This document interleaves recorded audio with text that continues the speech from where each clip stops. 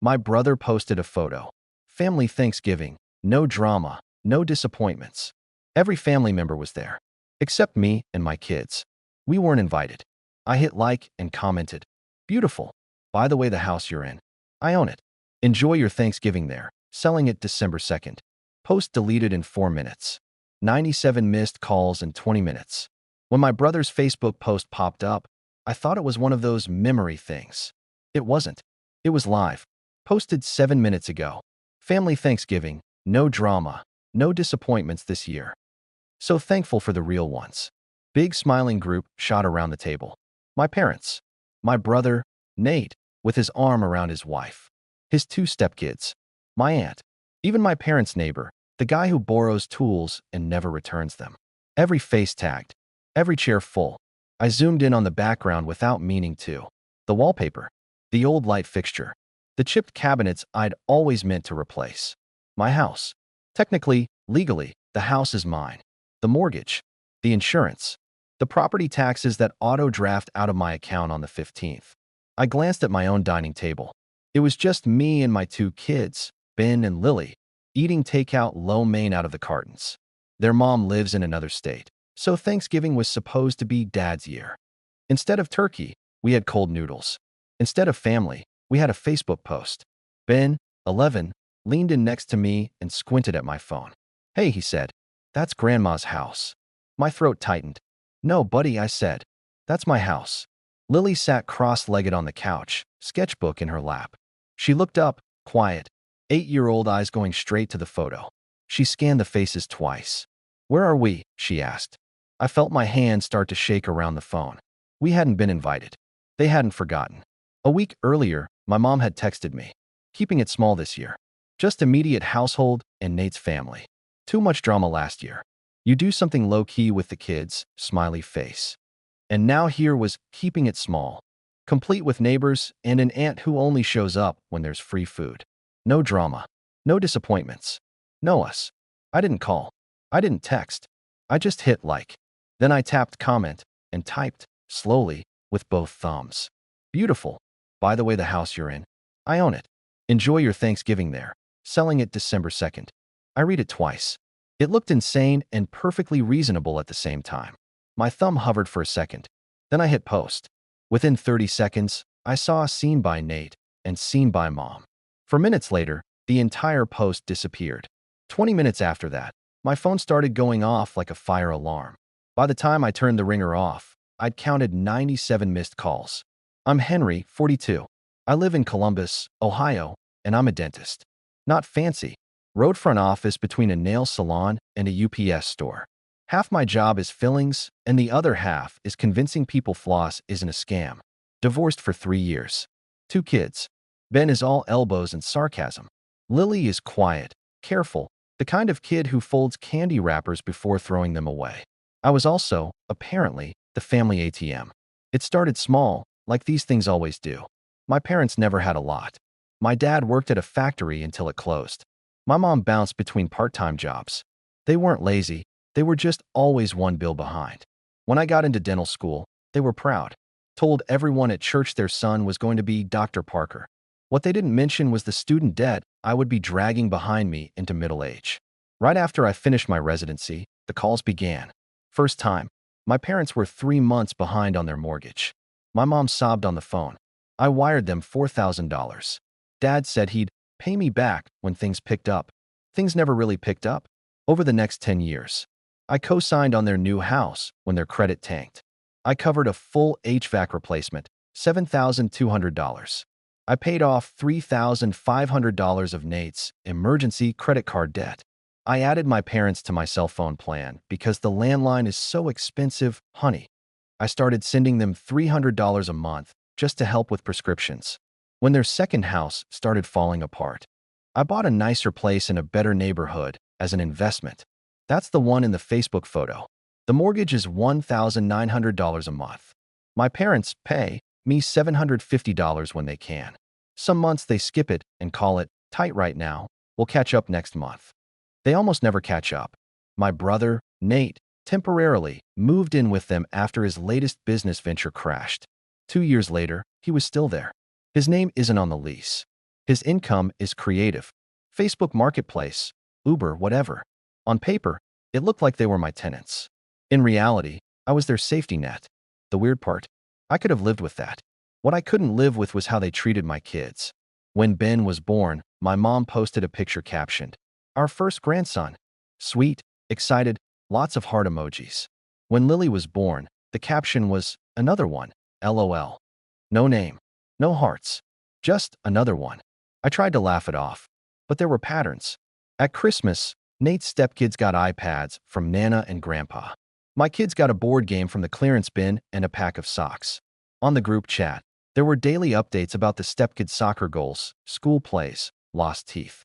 My kids were, "Tell them we said hi." The worst was last Christmas.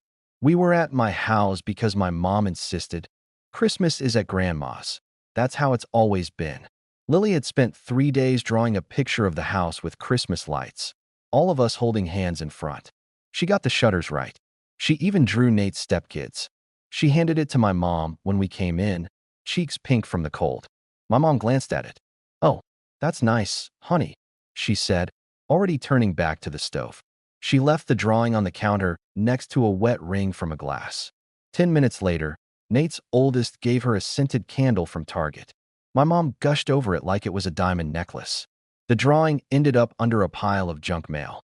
That night, my kids slept on an air mattress in the den while Nate's stepkids had the guest room because they're here full-time.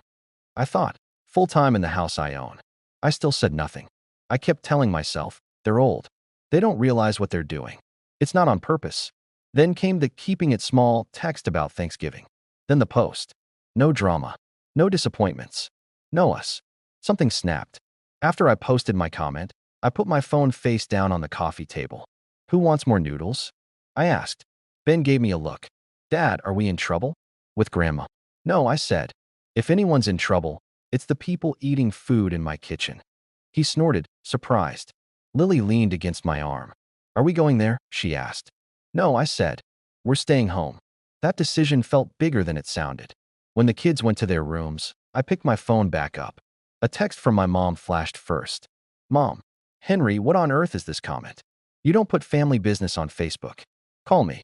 Then Nate. "Nate, dude, delete that. You're making us look bad. It was just a joke." Then a voicemail from my mother. "Henry, this is your mother. That house is our home. I don't know what possessed you to threaten us online, but this is not funny. You cannot just sell the house because your feelings are hurt. Call me back right now and we will talk this out. I am so disappointed in you." Disappointed in me. I set the phone down before I said something I couldn't unsay. Then I went to my laptop. I didn't make a pros and cons list. I didn't ask myself what a good son would do. I just opened my email and typed Cheryl, Realtor, into the search bar. I hit call. She picked up with a cheerful, "Hey, Dr. Parker. Happy Thanksgiving." "Hey, Cheryl. I'm sorry to bug you on a holiday," I said.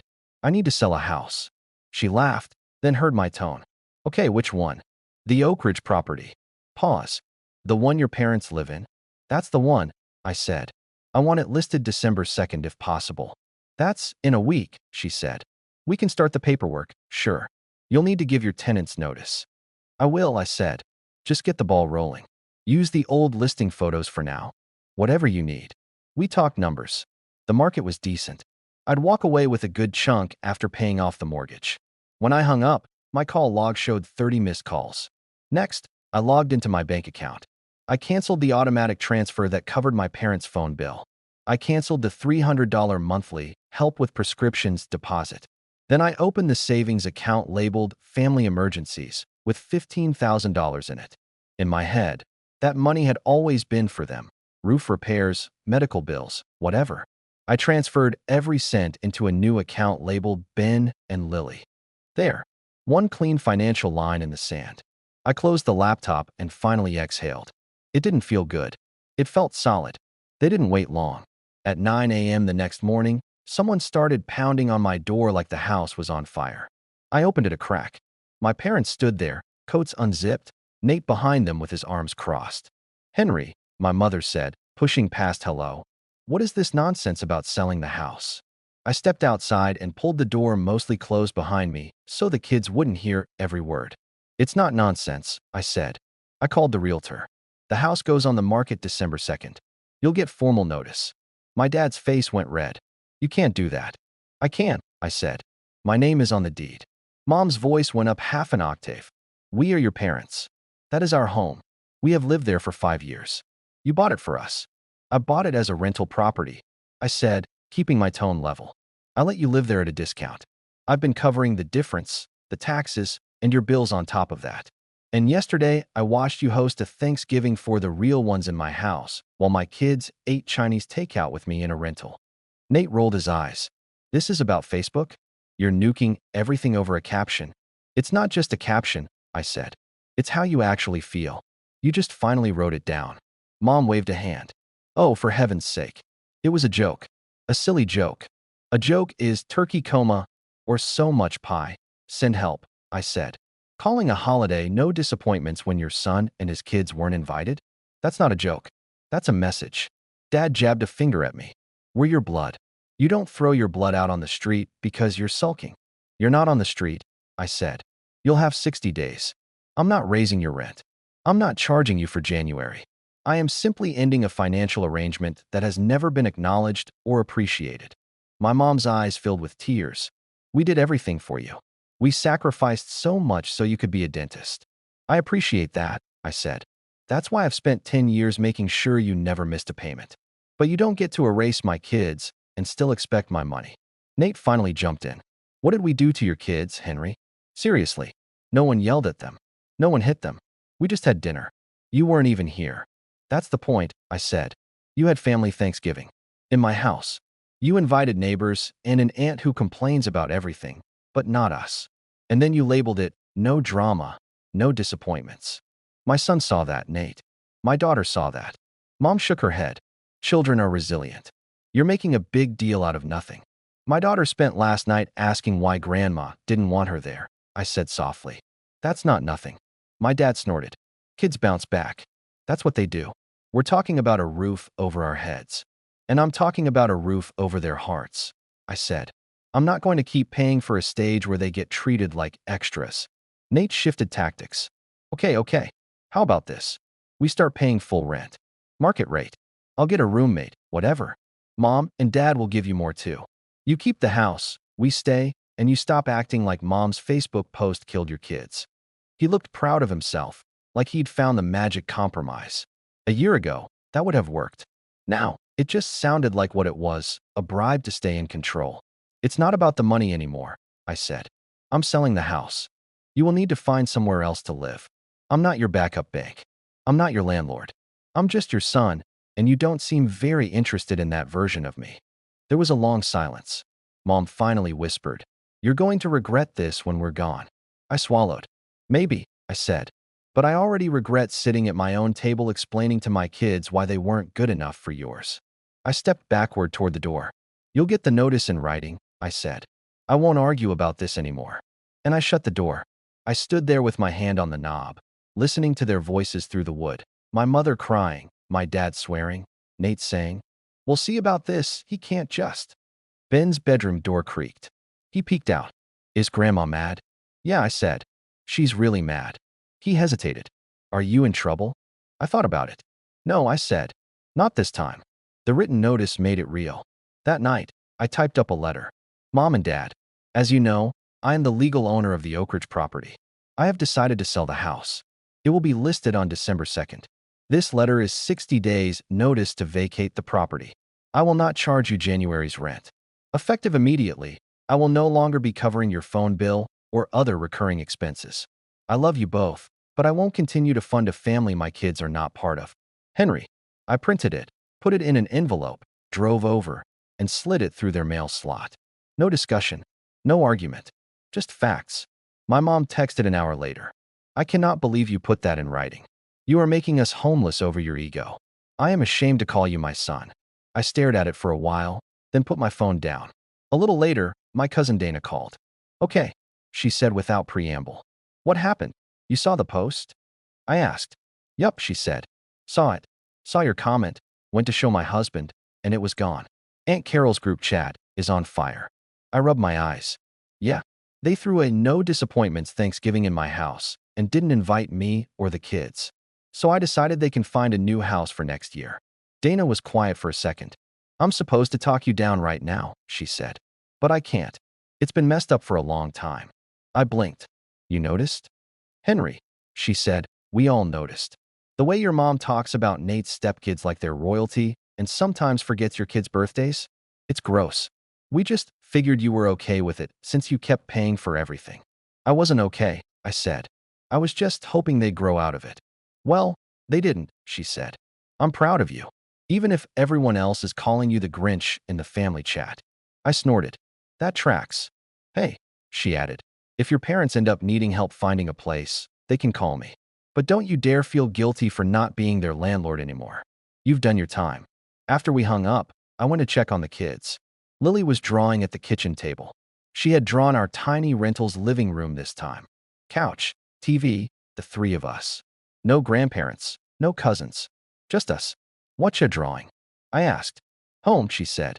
That word hit harder than anything my mother had said. The next few weeks were a lesson in how quickly people can rewrite a story. My parents told anyone who would listen that I'd kick them out before Christmas for one little mistake. Nate texted me screen recordings of apartments he could never afford and wrote, "This is what you're doing to your parents." I answered exactly once. You are adults. You can all work. You can all apply for apartments. I will not discuss the sale of the house again. He replied, wow, stone cold. And a few more things I didn't open. The house hit the market on December 2nd. By December 8th, we had 2 offers. I accepted one from a young couple expecting twins. They walked through the house with big eyes, talking about where the crib would go, how they'd host their first Thanksgiving with no drama. I bit my tongue at that part. My parents were polite to them during showings. My mom later told someone I forced strangers into her home on short notice. Meanwhile, at my place, I planned Christmas. It felt weird, freeing and terrifying at the same time. I asked the kids what they wanted to do. No one mentioned grandma's. Can we just stay here? Ben asked. And maybe have Malik over? My assistant. He's basically family. Can we make cinnamon rolls instead of turkey? Lily added. Done, I said. On Christmas Eve, I bought a cheap photo album, the kind with plastic sleeves. I printed out a few pictures of just the three of us, making pancakes, at the park, on the couch last year with a lopsided little tree. On the first page, I wrote, in my neat dentist handwriting, Parker family, the ones who show up. Christmas morning, we opened presents in pajamas. Ben got the used guitar he'd been eyeing at the pawn shop. Lily got a real art set with paints and brushes. Everything had their names on it. No shared gifts. No, you can play with your cousins. Just theirs. Halfway through the morning, my phone buzzed. Dana again. She sent a photo from my parents' new apartment. They'd found a small place across town. Beige walls, small tree on a side table.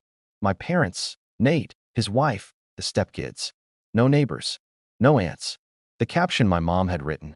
First Christmas in the new place. Weird year, but grateful. No real ones. No disappointments. Dana's text underneath. There's a giant elephant in this room wearing your face. Just so you know. I stared at the photo for a second, then slid my phone face down on the table. Everything okay? Ben asked. Yeah, I said. Just different this year. He looked around at the piles of wrapping paper and the mess on the floor. I like different, he said. So did I? The house sale closed in January. I went to the title company, signed my name a dozen times, and handed over keys with a polite smile. The buyers were excited. They talked about paint colors and baby gates. Afterwards, I sat in my car in the parking lot for a minute. That address had been home base for my family for 5 years. Now it was just an address I no longer had to pay for. My dad called that night from a new number. You really did it, he said. I told you I would, I said. You sold our home. I sold my property, I corrected. You have your own place now. He snorted. Some son you turned out to be. I'm still your son, I said. I'm just not your landlord or your bailout fund anymore. He was quiet for a second. You'll need us someday, he said. Family always does. I needed you a lot, actually, I said. When I got divorced. When I was juggling the practice and the kids. When they were being left out of holidays. You weren't there. So I adjusted my expectations. He didn't like that answer. He hung up. I didn't call back. The closure didn't come with a big speech or a dramatic cutoff. It came almost a year later, at our next Thanksgiving. By then, the yelling had died down. My parents still sent the occasional text, random articles, church announcements, but never anything that looked remotely like an apology. I answered rarely and politely. I made one rule for myself. If someone treats my kids like they don't matter, they don't get my money, my holidays, or my time. This year, when November rolled around, there were no invites from my parents. No group text, just silence. So I filled it. I bought a turkey because Ben wanted the real thing this time. We watched videos on how not to burn the house down frying it. Lily planned desserts like it was a project at school. I invited Malik and his boyfriend. Dana asked if she could drop by for pie after doing a quick round at her parents' house. Of course, I said. Thanksgiving afternoon, my little rental was loud and messy. Kids' laughter, adult conversation, actual warmth that didn't feel forced. As we were setting the table, I pulled 2 extra chairs from the garage and added them at the end. Ben frowned. Who are those for? Anyone who chooses to treat us right, I said. Could be now, could be later. For now, they'll just sit there. He shrugged and went back to arguing about mashed potato lumps. Halfway through dinner, Lily looked at the empty chairs. Are those for Grandma and Grandpa? She asked quietly. They're for anybody who wants to be part of our family and actually acts like it, I said. If that's them someday, great. If it isn't, that's okay too. She thought about it for a moment, then got up and left the room. When she came back, she was holding her ragged stuffed rabbit. She set it gently on one of the empty chairs and buckled the chair's strap around its middle. There, she said. Now it's not empty. Malik laughed. That rabbit has better seating than I do. Everyone chuckled. The moment slid into the general noise of clinking forks and bad jokes. But I kept looking at that chair. At the rabbit. At my kids. Later, after pie, Dana and I stood at the sink washing dishes. I saw your parents yesterday, she said. They're still telling everyone you abandoned the family. I rolled my eyes. Of course. I told them they've got it backwards, she said. You didn't abandon anyone. You just stopped paying to be mistreated. I didn't have a witty comeback. I just looked out into the living room where Ben was trying to teach Lily a card game. Both of them laughing, completely at ease in a house that finally felt like their home. For years, I'd let my parents treat me like a walking wallet and my kids like background noise. This time, the bill came to me, and I finally said no. No yelling. No big speech. Just one comment on a Facebook post, a call to a realtor, a few clicks in my bank account, and a simple sentence I keep repeating when the guilt creeps in. I won't fund a family my kids don't belong to. That's the drama-free, no disappointment rule I can actually live with.